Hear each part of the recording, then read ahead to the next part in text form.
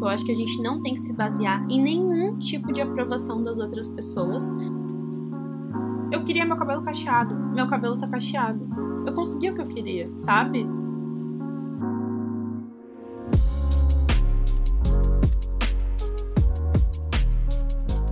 Foi incrível, eu cresci bastante e não mudaria.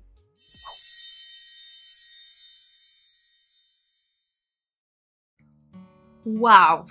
Quanta coisa a gente consegue aprender com o nosso cabelo, né? Gente, esse mês faz 2 anos que eu iniciei a minha segunda transição capilar, que foi a que deu certo, graças a Deus na segunda tentativa foi. E até por conta dela eu criei esse canal aqui em que vocês estão me assistindo. E ultimamente aqui no canal eu tenho visto muitas pessoas chegando com algumas dúvidas sobre a transição e outras pessoas chegando quase desistindo da transição capilar, assim, com muita dúvida se deve continuar, passando por muitos momentos difíceis.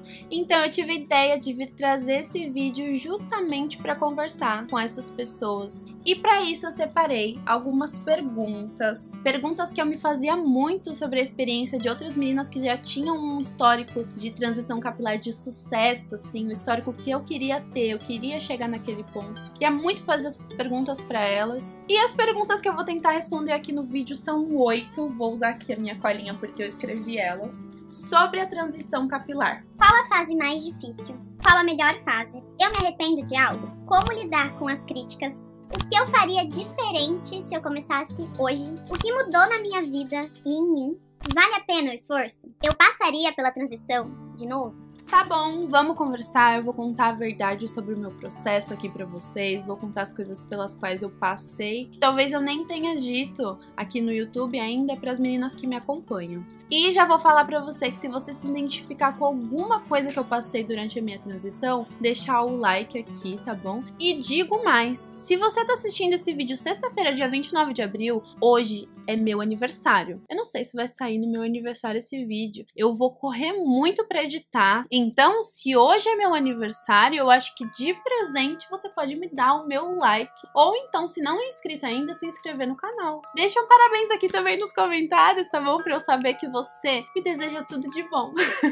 Então vamos começar. Qual é a fase mais difícil da transição? Eu acho que cada pessoa que for responder essa pergunta vai responder ela de uma forma totalmente diferente, porque cada processo é único. No meu caso, vocês sabem, quem me acompanha aqui de algum tempo, que eu cortei o meu cabelo pixie cut com 4 meses de transição. Eu tava do 3º pro 4º mês de transição e eu cortei ele bem curtinho. Então eu já me livrei das duas texturas muito cedo. Com isso eu acredito que a parte mais difícil não foi antes de cortar o meu cabelo, foi o crescimento do pixie cut. Eu sabia que eu queria deixar o meu cabelo crescer, que eu não ia fazer manutenção de corte. Então, eu comecei a ficar com uma estéticazinho mais de palhacinha. Por que que acontece? Aqui fica meio batidinho, e aí o restante aqui dos ladinhos também dá batidinho, e aqui vai crescendo aqui a franja do pixie, né? Tem gente que vai tirando os lados, tirando o pezinho aqui embaixo. Como eu precisava deixar o meu cabelo crescer, ele ia ter que ficar sem corte em algum momento. E foi a partir do 3º mês, pós o corte do pixie, que o meu cabelo começou a ficar estranho. Tanto que eu fui uma vez cortar só essa partezinha aqui de baixo, não cortei aqui nos lados, porque eu queria que crescesse. Então, pra mim, acho que foi a fase mais complicada. Depois eu fui me acostumando, fui curtindo um pouco cada fase, até chegar a esse tamanho que tá agora. Então, depois foi mais fácil pra mim. Essa fase foi, assim, esquisita. Eu me olhava no espelho e falava, tá esquisito. Tirando que eu acordava parecendo uma cacatua todos os dias e eu tinha que molhar o cabelo todo dia. O que não era difícil, essa parte não foi a parte difícil, a parte difícil foi mesmo a estética de palhacinho, que ficava aquele tufinho de cabelo aqui do lado. Esquisitinho. Tá, agora indo pra segunda pergunta, qual a melhor fase? Eu acho que a melhor fase da minha transição foi há mais ou menos uns 5, 6 meses. Acho que uns 5 meses atrás, quando eu ainda não tava conseguindo prender essa parte do cabelo pra cima num rabo de cavalo. E por que que essa fase foi a melhor? Tem gente que vai falar que eu sou doida, né? Eu acho. Eu ainda não tinha esse rabinho aqui, ó, pra ficar meio que grudando em mim, me deixando com calor. Quando ele tá molhado, ele fica meio grudando, é meio ruim depois de finalizar o cabelo, eu me sinto um pouco desconfortável. E quando tá calor e o cabelo já tá seco, eu sinto mais calor ainda. Por exemplo, agora agora tá me dando calor, eu tenho o tempo inteiro vontade de prender o cabelo, de colocar ele pra cima. Então eu acho que a melhor fase foi quando ele tava um pouco mais curto do que ele tá hoje. Eu acho que meu cabelo, quando eu finalizava, ele tava com um pouco mais volume aqui nessa parte. Inclusive, eu vou cortar o meu cabelo em breve pra fazer um pouquinho mais de camadas aqui e tirar as pontinhas, já que a gente tá no projeto Rapunzel e eu não corto faz um ano já. Eu vou cortar de novo, então ele vai dar uma levezinha a mais pro cabelo. Mas é isso, acho que 5 meses atrás tava assim, na melhor fase do meu cabelo. Ok, terceira pergunta. Eu me arrependo de alguma coisa?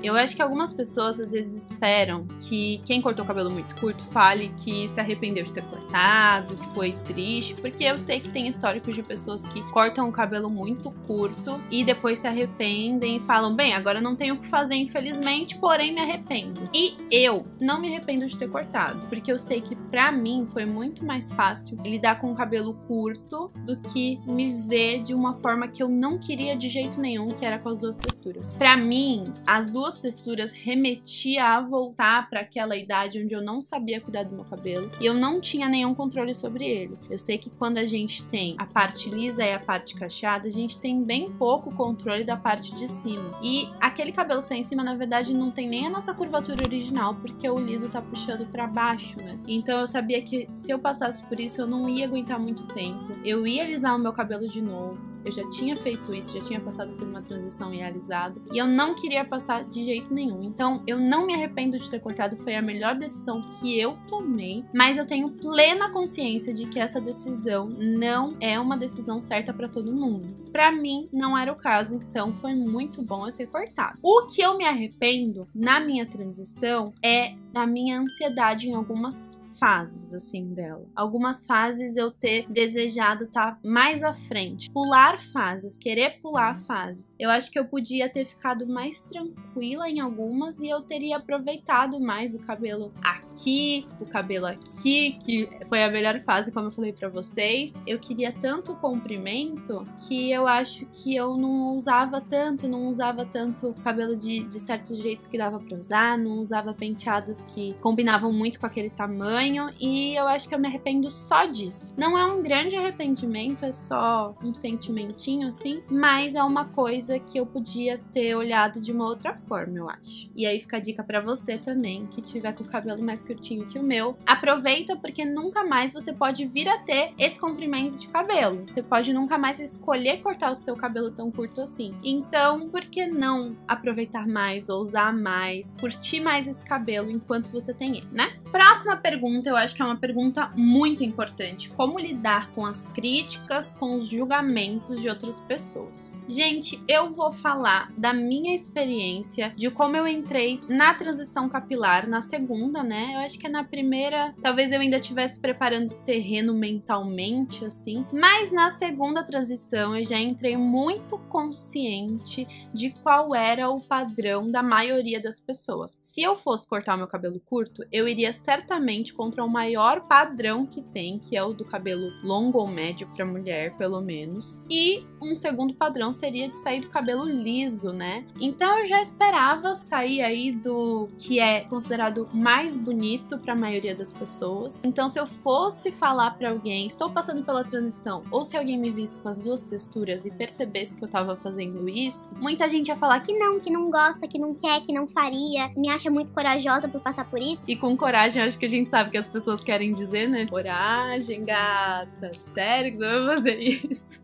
Então, eu já esperava, eu já sabia, e sabia que isso era uma escolha minha, e que se eu fosse ficar muito maravilhosa mais pra frente, todo mundo ia mudar de opinião. A maior parte das pessoas ia mudar de opinião, as mesmas que às vezes criticam a gente, né? São as que quando a gente tá com o cabelo aqui todo cacheado, lindo, chegam e falam, meu Deus, que coisa maravilhosa, que coisa mais linda, me ensina até assim. Pedem até dica, né? Às vezes. Então, assim, não me baseei nisso, não me baseei que lá na frente iam me elogiar nem nada do tipo. Eu acho que a gente não tem que se basear em nenhum tipo de aprovação das outras pessoas, mas eu sabia o que eu queria, e eu acho que saber o que você quer por você, que foi uma coisa que eu disse lá no meu vídeo sobre o meu BC, às vezes a gente tem que definir o que é mais importante pra gente, segurar a barra da imagem que alguém espera que você tenha, ou vários alguém esperam, o mais mais bonito no olhar de outra pessoa, ou segurar a barra do que é mais fácil você lidar, o que é mais bonito pra você, o que é melhor pra você. Então eu acho que eu tava muito certa de que eu queria segurar a minha própria barra, do que eu achava, do que eu preferia, do que era melhor pra mim e mais fácil lidar pra mim no decorrer dos meus dias. E era mais fácil pra mim cortar o cabelo, então eu decidi, tava certa disso e já sabia que eu poderia ouvir algumas coisas. Acontece que eu não ouvi,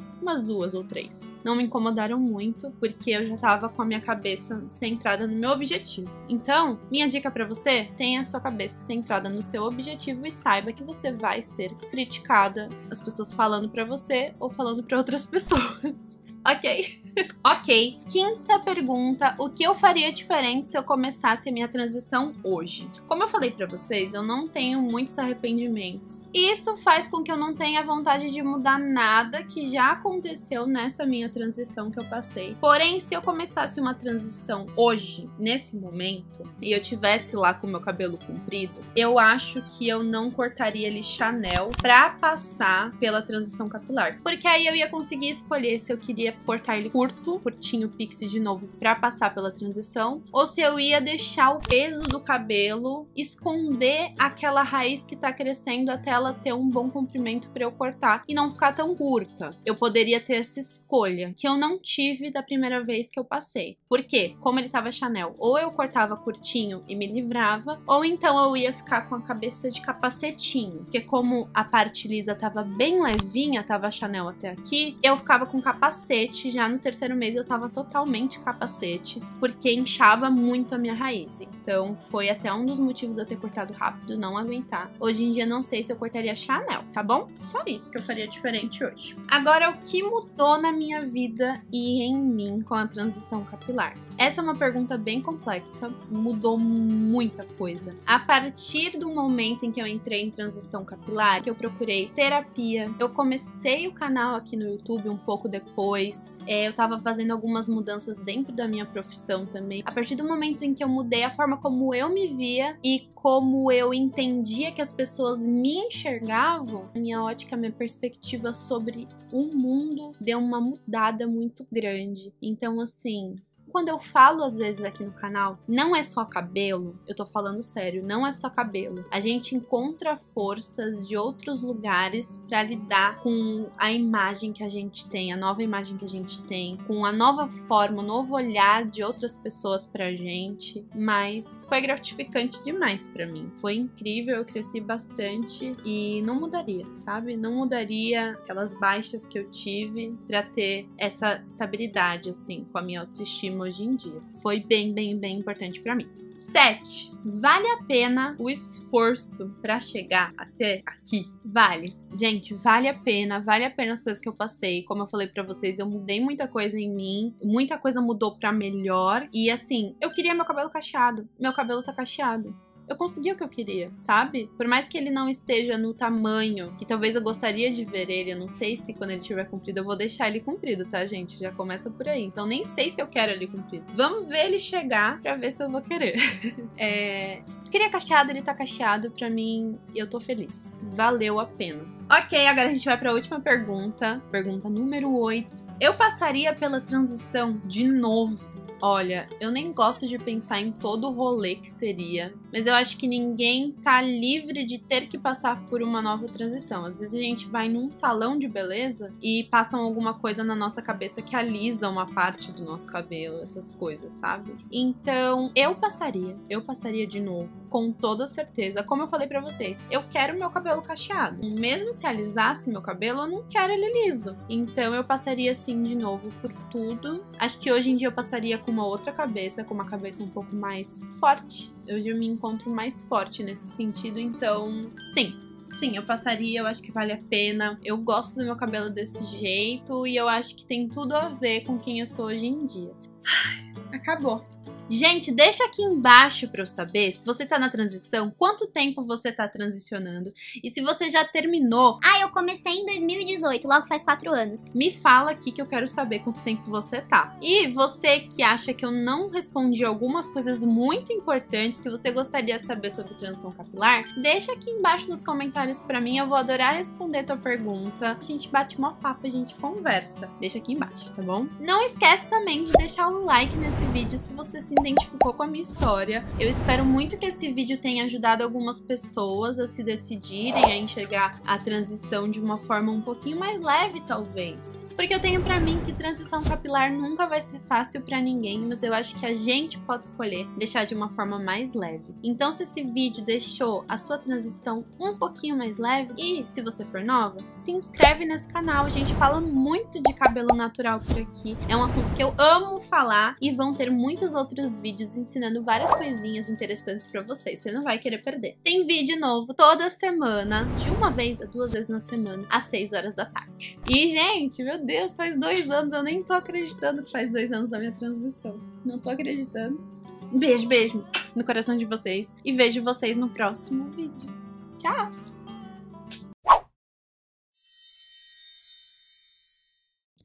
Solta o meu café!